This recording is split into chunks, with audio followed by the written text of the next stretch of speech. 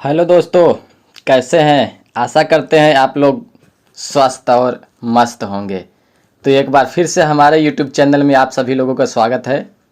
जैसा कि इसके पहले वाले वीडियो में हमने आपको इकोनॉमिक ज्योग्राफी के सेकेंड पार्ट को बताया था, जिसमें क्वेश्चन नंबर 25 से लेकर क्वेश्चन नंबर 50 तक के सभी प्रश्नों को हल करा चुके थे हम। तो आइए आज की वीडियो में हम वीडियो को स्टार्ट करते हैं और क्वेश्चन नंबर 51 से लेकर के क्वेश्चन नंबर 75 तक के सभी प्रश्नों को हल करेंगे और देखेंगे कि हमारा सही आंसर क्या होगा। तो आइए वीडियो को स्टार्ट करते हैं और प्रश्न नंबर 51 से शुरू करते हैं। चलिए आइए स्क्रीन पर देखिए, सामने दिख रहा है क्वेश्चन नंबर 51। पहला प्रश्न क्या दिया है इसमें, विश्व का सबसे बड़ा धर्म है हिंदू, ईसाई, इस्लाम, यहूदी। देखिए ये प्रश्न हम आपको कई बार रिपीट कराए थे, ऑप्शन भी दिया हुआ है, तो इसका सही आंसर क्या हो जाएगा, ईसाई। अगला प्रश्न, कांगो बेसिन के निवासी यानी कौन है, निग्रोइड, मंगोलाइड, काकेकस, होमोनिएंडर। तो इसका सही आंसर क्या हो जाएगा, निग्रोइड। अगला दिया हुआ है questions, principle of human geography किसने लिखी। तो प्रिंसिपल ऑफ ह्यूमन जियोग्राफी किसने लिखी, ऑप्शन दिया है हंटिंगटन, राइटजेल, रीटर, कुमारी सेम्पुल। तो इसका सही आंसर क्या हो जाएगा, हंटिंगटन। यह पुस्तक इन्होंने 1920 ईस्वी में लिखी थी और हंटिंगटन यह अमेरिका के रहने वाले थे। यह निश्चयवादी के समर्थक भी रह चुके हैं। आगे अगला प्रश्न दिया है प्रश्न नंबर 54, मानव भूगोल क्रमबद्ध विश्लेषण करता है जनसंख्या का, पर्यावरणीय दशाओं का, मानव और पृथ्वी के मध्य संबंधों का, मानव प्रजातियों का। तो मानव जो है यह किसका क्रमबद्ध विश्लेषण करता है, किसको संजो कर रखता है, किसको एक साथ लेकर चलता है। तो ऑप्शन में क्या दिया हुआ है, मानव और पृथ्वी के मध्य संबंधों का। सही आंसर आपका हो जाएगा। अगला प्रश्न, पठारी भागों के निवासियों का प्रमुख व्यवसाय है कृषि, खनन, पशुपालन, मत्स्य पालन। तो आपको ये पता है पठारी भागों में जो निवास करते हैं व्यक्ति, उनका व्यवसाय क्या होगा। जैसा कि हम खनन की बात करते हैं तो प्रमुख रूप से खनन ही उनका प्रमुख व्यवसाय होता है। क्यों होता है, तो पठारी या पहाड़ी भागों में जो होता है सबसे अधिक खनन ही होता है। ठीक, चलिए मैदानी भाग होता तो यहाँ पे सबसे अधिक फिर क्या हो जाता, कृषि हो जाता सही आंसर। तो लेकिन यहाँ पूछ रहा है पठारी भाग, तो सही आंसर आपका होगा खनन। अगला प्रश्न, मानव को प्रभावित करने वाले कारकों में कौन सा कारक अधिक प्रभावशाली है, स्थलाकृति, जलवायु, मिट्टी, खनिज पदार्थ। तो मानव को प्रभावित करने में सबसे प्रमुख कारक जो है वह जलवायु है। आपका सही आंसर जलवायु होगा। अगला है पिग्मी निवासी है, यानी पिग्मी कहाँ निवास करता है, Congo basin, Amazon basin, Sri Lanka, Kalahari. चलिए इसमें सही आंसर की बात करते हैं तो पिग्मी निवासी आपको कई बार बताए हैं कि पिग्मी कांगो बेसिन में निवास करते हैं, एस्किमो ध्रुवीय क्षेत्रों में निवास करते हैं। इसके अलावा कालाहारी में जो निवास करते हैं उसे बुशमैन कहते हैं। तो इसमें सही आंसर आपका क्या हो जाएगा, कांगो बेसिन। अगला प्रश्न क्या है, प्रश्न नंबर 58, 50 लाख से अधिक आबादी वाली बस्तियों को कहा जाता है मेगालोपोलिस। ठीक, अगला प्रश्न है 59 नंबर, भारत किस सांस्कृतिक परिमंडल में है, अरब मुस्लिम परिमंडल, लैटिन अमेरिका, पूर्वी एशिया, दक्षिणी एशिया। ये प्रश्न भी कह सकते हैं कि रिपीट कराया जा रहा है। इससे पहले आपको हम बताए थे एक जगह सांस्कृतिक परिमंडल के बारे में, तो वहाँ सही आंसर क्या दिख रहा था कि जो यह भारत है यह सांस्कृतिक परिमंडल की दृष्टि से दक्षिण एशिया में आता है। तो इसमें आपका ऑप्शन दिया है दक्षिण एशिया, तो सही आंसर आपका होगा दक्षिणी एशिया। ठीक, चलिए अगला प्रश्न, एशिया में किस धर्म के लोग सर्वाधिक है। यह क्वेश्चन कई बार रिपीट कराए थे, आपको याद होगा जब हम आपका ये टॉपिक पढ़ा रहे थे धर्म, उस समय बताए थे आपको सबसे बड़ा धर्म क्या होता है, और किसी महाद्वीप को ले लिया या तो वहाँ सबसे बड़ा धर्म क्या होगा। तो एशिया महाद्वीप में ऑप्शन क्या दिया हुआ है, इस्लाम, हिंदू, ईसाई, जैन। आपका सही आंसर क्या हो जाएगा, पहला नंबर इस्लाम। अगला दिया है यूर्त किस प्रजाति का निवास गृह है। ये भी क्वेश्चन दोबारा रिपीट हो रहा है, अभी हम इससे पहले आपको बताए हैं इग्लू, यूर्त, ये सब चीज़ें बताए थे। ऑप्शन क्या दिया है, पिग्मी, सकाई, बुशमैन, खिरगिज। तो इसका सही आंसर क्या हो जाएगा, खिरगिज। खिरगिज का जो निवास घर होता है उसे यूर्त कहा जाता है। अगली प्रश्न है, गोंड जनजाति किस प्रदेश की प्रमुख जनजाति है, क्वेश्चन रिपीट। आप एक बार में उत्तर लगाएंगे। ऑप्शन क्या है? उत्तर प्रदेश, राजस्थान, मध्य प्रदेश, बिहार। सही आंसर आपका हो जाएगा मध्य प्रदेश। ठीक, इससे पहले फिर बात करते हैं तो वही बात है कि मध्य प्रदेश में एक जिला है गोंड जिला, उसी के नाम पर यह जनजाति है मध्य प्रदेश में। अगला प्रश्न, निम्न में से कौन निश्चयवादी विचारधारा का समर्थक नहीं है?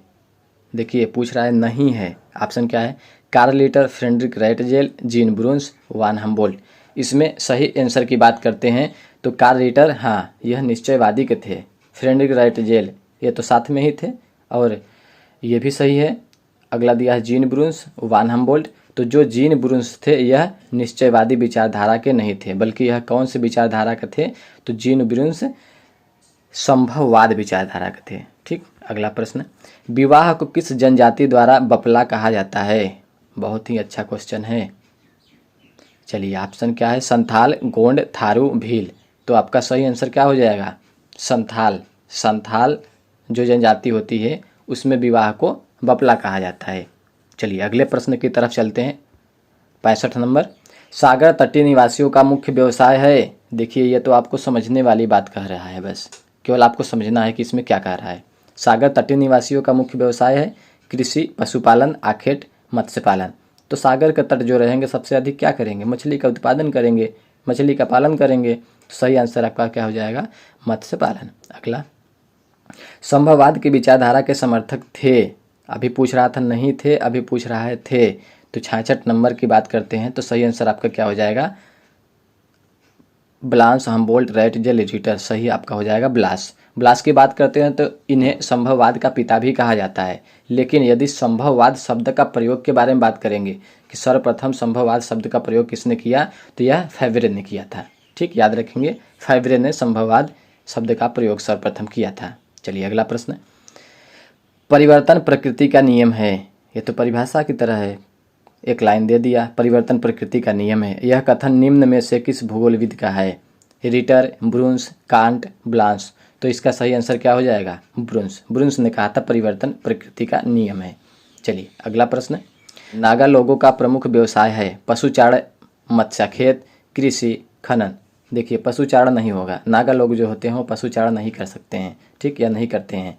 मत्स्यखेत, मछली का पालन नहीं करते, वो खनन भी नहीं करते हैं। यानी तो सबसे अधिक बचता क्या है? कृषि। नागा लोग क्या करते हैं? कृषि करते हैं। अगला है, डोंगरी किस राज्य में बोली जाती है? राजस्थान, असम, जम्मू और कश्मीर, गुजरात। ठीक, तो डोंगरी किस राज्य में बोली जाती है? असम में बोली जाती है। निम्न में से कौन संभववाद की विचारधारा का प्रवर्तक है? Jean Brunhes, Griffith Taylor, Vidal de la Blache, Lucien Febvre. तो इसमें सही आंसर आपका क्या हो जाएगा? ब्लांस। ब्लांस जो थे यह संभववाद की विचारधारा के प्रवर्तक थे। इन्हीं को कहा जाता है संभववाद के पिता। चलिए अगला प्रश्न, जनसंख्या संघर्ष का प्रमुख कारण है क्षेत्रवाद, जातिवाद, भाषावाद, इनमें से कोई नहीं। तो जनसंख्या कहाँ सबसे ज़्यादा संघर्ष करेगी? जातिवाद। किसी भी जाति के लोग रह रहे हैं एक साथ, कोई दिक्कत नहीं है, कोई भी भाषा बोल रहे हैं, कोई मतलब नहीं है। तीसरा, इसके बाद चौथा दिया इनमें से कोई नहीं, तो इनमें से कोई कैसे हो सकता है? क्षेत्रवाद अभी तो बचा हुआ है। तो आपका सही आंसर क्या हो जाएगा? क्षेत्रवाद। क्षेत्रवाद का मतलब होता है जनसंख्या जहाँ भी होती है अपने क्षेत्र को लेकर हमेशा संघर्ष करती रहती है। जैसे 10 लोग हैं, यदि किसी क्षेत्र की बात करते हैं तो पता चला वहाँ रहने के लिए उन्हें कम क्षेत्र मिल रहा है, उन्हें अधिक ज़मीन नहीं मिल पा रहा रहने के लिए, वो अपना निवास नहीं बना पा रहे, अपना काम धंधा स्थापित नहीं कर पा रहे हैं, तो वहाँ की जो जनसंख्या होती है अधिक होती है, जैसे ही वह एक दूसरे में अपने आप को लेकर के संघर्ष करने लगते हैं, लड़ाई झगड़े तमाम प्रकार की चीज़ें चलने लगती है। तो इसका सही आंसर आपका क्या हो जाएगा? क्षेत्रवाद। चलिए अगले प्रश्न पर चलते हैं। निम्न में से किसने कहा मनुष्य पृथ्वी तल की उपज है? यह परिभाषा है। इसमें क्या दिया है? जीन बुदीन, वान हम्बोल्ट, कुमारी एलन सैम्पुल, कार्ल रिटर। तो इसमें सही आंसर की बात करते हैं तो आपका सही आंसर क्या हो जाएगा? कुमारी सैम्पुल। कुमारी सैम्पुल ने कहा था मनुष्य पृथ्वी तल की उपज है। ठीक, चलिए अगले प्रश्न पर, निम्नलिखित में से किस राज्य में सर्वाधिक संख्या के अप्रवासी आते हैं? यानी ऐसे कौन से क्षेत्र हैं या ऐसा कौन सा राज्य है जहाँ पे सबसे ज़्यादा अप्रवासी यानी दूसरे राज्य के लोग उस राज्य में आकर के अधिक रहते हैं? तो ऑप्शन क्या दिया हुआ है? उत्तर प्रदेश, महाराष्ट्र, दिल्ली और बिहार। सर्वाधिक संख्या में प्रवासी आते हैं यानी दूसरे राज्यों से लोग आते हैं। तो आपका सही आंसर इसमें होता है महाराष्ट्र। महाराष्ट्र में सर्वाधिक संख्या में अप्रवासी आते हैं यानी दूसरे राज्यों से सबसे अधिक लोग आते हैं और महाराष्ट्र में निवास करते हैं। इन्हीं को अप्रवासी कहा जाता है। अगर यहाँ से कोई जाने वाला होता है तो उससे क्या कहा जाता है, दूसरी जगह जाने के बाद वहाँ अप्रवासी होता है, लेकिन यहाँ के लिए वह क्या हो जाता है, प्रवासी हो जाता है। अगला प्रश्न क्या है, निम्नलिखित में से प्राथमिक व्यवसाय नहीं है। देखिए पूछ रहा है प्राथमिक व्यवसाय। इससे पहले यह प्रश्न आपको हम हल कराए थे, उसमें बताए थे लकड़ी काटना क्या होता है, प्राथमिक व्यवसाय है। मत्स्य खेत क्या है, प्राथमिक व्यवसाय है। कृषि क्या है, प्राथमिक व्यवसाय है। लेकिन बी निर्माण क्या है, यह प्राथमिक व्यवसाय नहीं है। तो आपका सही आंसर क्या हो जाएगा, बी निर्माण। अगला प्रश्न, निम्नलिखित में से तृतीय व्यवसाय है। तृतीयक पूछ रहा है, अभी द्वितीयक पूछा है, अभी तृतीयक पूछने लगा। और यह आपका देखिए 75 नंबर का लास्ट क्वेश्चन भी है। और क्वेश्चन में अगर हम देखते हैं, एक बार फिर से नीचे आते हैं तो यह पूछ रहा है प्रथम कौन है, तो लकड़ी काटना, मत्स्य खेत, कृषि, बी निर्माण। अब पूछ रहा है तृतीय कौन है, तो इसमें अभी आप 74 नंबर में आप बी निर्माण लगाए हैं, 75 में पूछ रहा है तृतीय। तो परिवहन बी निर्माण, बी निर्माण उद्योग अगर रहता या निर्माण उद्योग दिया तो वह किस में चला गया, द्वितीय में चला गया। कृषि प्रथम होता है, खनन प्रथम होता है, तो अब बचता है परिवहन। तो आपका सही आंसर क्या हो जाएगा, परिवहन। चलिए अभी तक आप लोग यदि अपने 75 क्वेश्चंस के आंसर नहीं मिला पाए हैं तो हमारे चैनल को ओपन करें, उसमें वीडियो के ऑप्शन में जाएं, वहां आपको तीनों पार्ट यानी प्रथम, द्वितीय और तृतीय यानी भाग 1, भाग 2, भाग 3 करके वहां पे आपको इकोनॉमिक ज्योग्राफी का 75 क्वेश्चन का सॉल्व कराया गया वीडियो मिल जाएगा। आप वहां से इस वीडियो को देख सकते हैं, अपना आंसर मिला सकते हैं।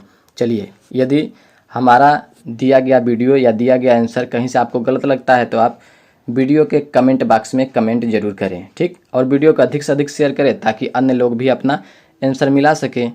तो अगले वीडियो मिलते हैं, तब तक के लिए जय हिंद।